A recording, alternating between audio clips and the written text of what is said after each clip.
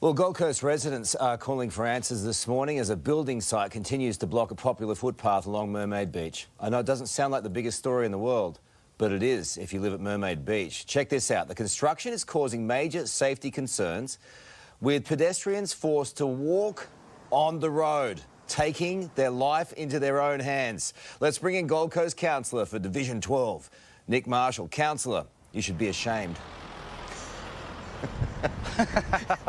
I don't think it was my decision, but yeah, sure. Tell me about it, mate, because it looks like a disaster zone there waiting to happen. Yeah, look, it certainly is, and up until yesterday, you know, residents have been reaching out to me, and I'd come down to the site as well, I guess looking at it, thinking, look, that looks terrible.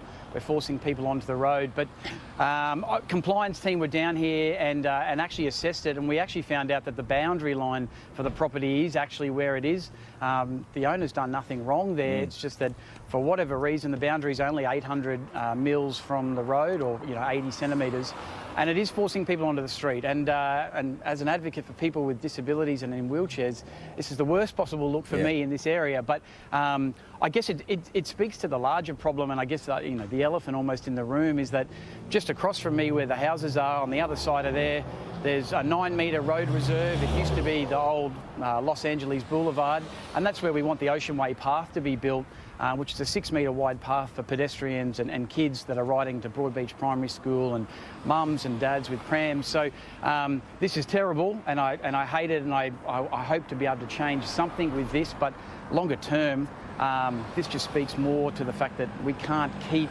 stretching this road and squeezing it for everything it has. We need to actually make a long-term change. But what are you going to do about it now? Because these are the issues that are facing people who live there, people who come from all around the world to visit right now. Absolutely, and so look, the other side of the road has got the designated bike and footpath that is for people.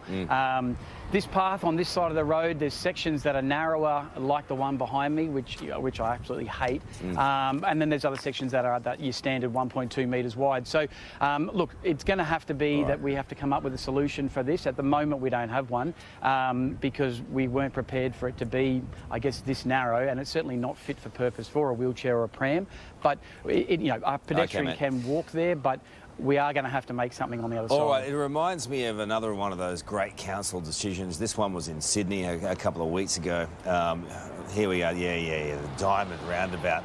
Anyway, I'm not going to bag councils today because I'm in a new Zen-like phase. But good on you, champion. Hope you can sort it out for the locals soon. Appreciate it.